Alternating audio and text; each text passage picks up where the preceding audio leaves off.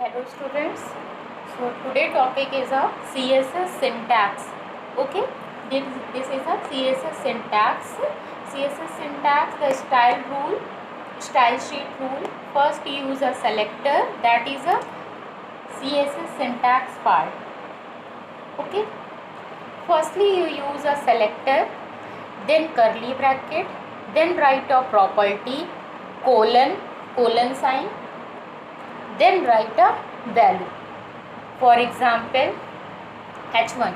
h1 is a selector, font family is a property, and value is a, and Comic Sans MS Cursive, that is a value. Okay, this syntax is used in a CSS. Okay, selector is just like a HTML tag. In HTML you say that this is a tag, but in CSS you say that that is a selector. Okay, font family it is a property, but in HTML you say that is a attribute. Okay, but in CSS that is a property. Values, that means in a property you write some value, that is a property value. In HTML you write a attribute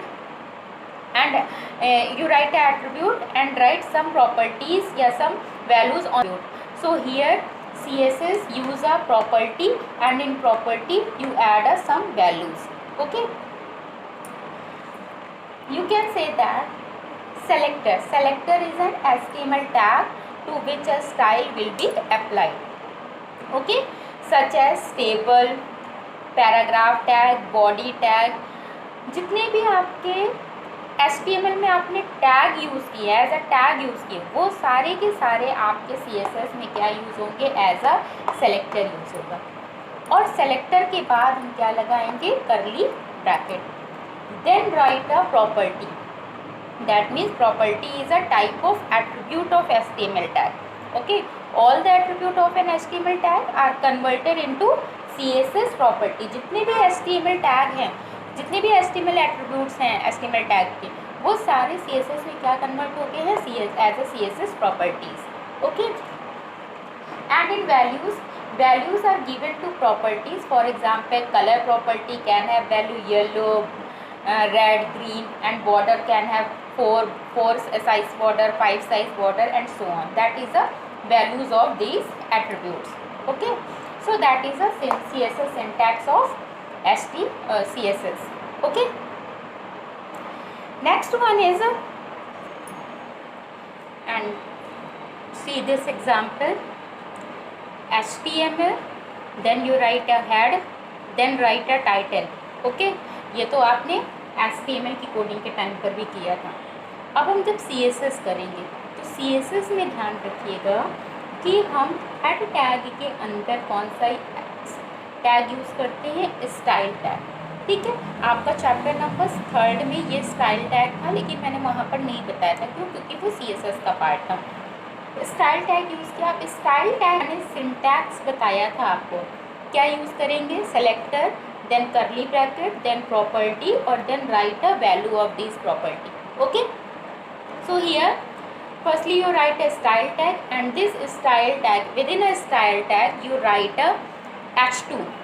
ठीक है, you use any type of tag, paragraph tag, body tag, heading tag, background और आपका मॉर्क्यू tag, जितने भी तरीके के tag होते हैं वो सारे टैग आप यहाँ पे यूज़ कर सकते हो. ठीक है, हमने यहाँ पर यूज़ किया है H2 टैग.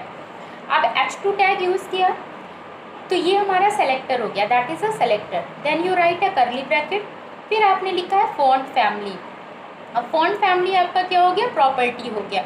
HTML में क्या था, फॉन्ट फैमिली आपका एट्रीब्यूट था.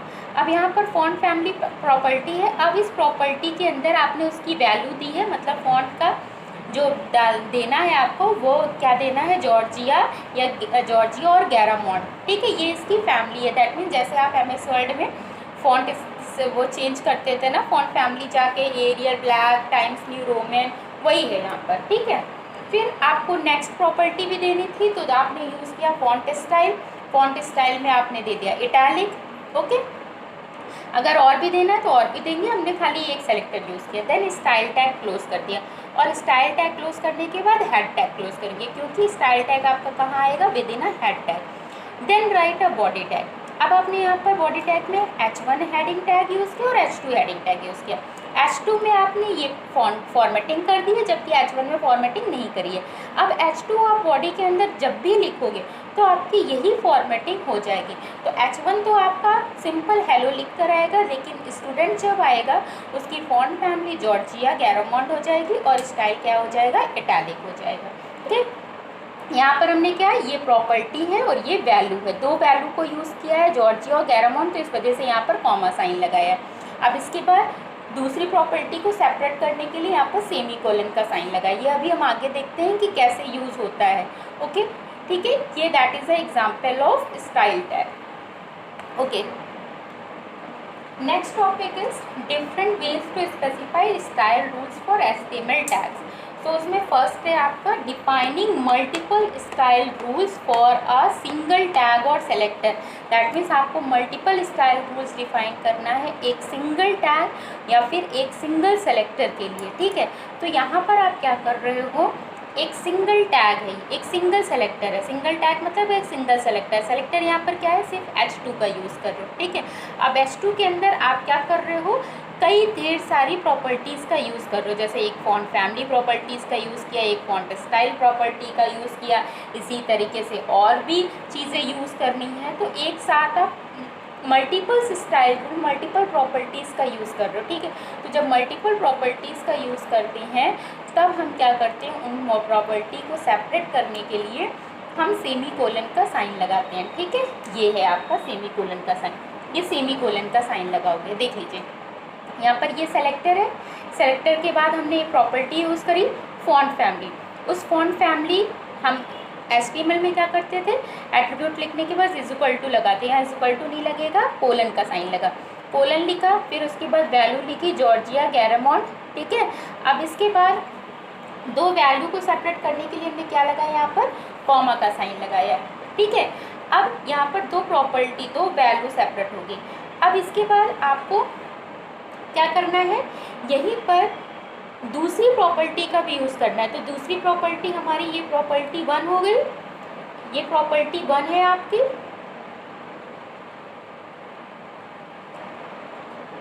ठीक है, ये प्रॉपर्टी 1 है और ये प्रॉपर्टी 2 है।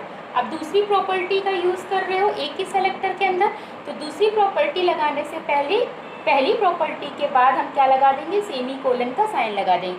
अब सेमी कोलन का साइन लगाने के बाद आपने क्या लिखा, दूसरी प्रॉपर्टी लिखा। तो ये क्या इंडिकेट कर रही है, ये इंडिकेट कर रही है कि आपकी ये क्या हो गई है, ये दूसरी प्रॉपर्टी स्टार्ट हो गई, ये सेपरेट हो गई है। ओके, फिर इसके बाद हम क्या करेंगे, करली ब्रैकेट का। अब इसके बाद प्रॉपर्टी नहीं लगानी है, कोई भी दूसरी प्रॉपर्टी का यूज़ नहीं करना है, तो सेमी कोलन हटा देंगे और करली ब्रैकेट का यूज़ कर देंगे। Okay, so that is a defining multiple style rules for single tag or selector. अब नेक्स्ट है आपका defining different style rules for multiple tags bye grouping selector.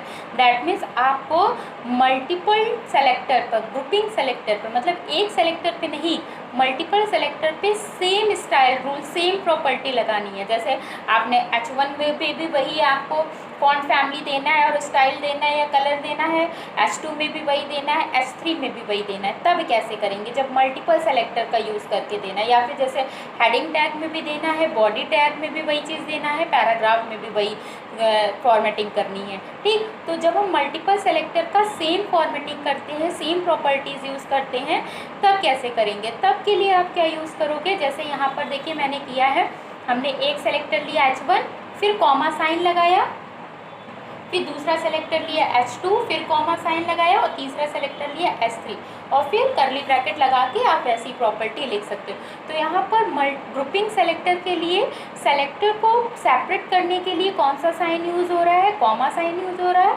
और प्रॉपर्टी को सेपरेट करने के लिए कौन सा साइन यूज़ हो रहा था, सेमी कोलन का साइन यूज़ हो रहा था। तो इस तरीके से आप ग्रुपिंग सेलेक्टर यूज़ कर सकते हो। Okay, that means multiple properties and the value pair are separated by a semicolon and multiple selector by separating the selector with comma। ठीक है, values, multiple property separate by semicolon sign and multiple selector separate by comma sign. Okay class, thank you. Next class में हम इसके आगे देखेंगे. Okay class.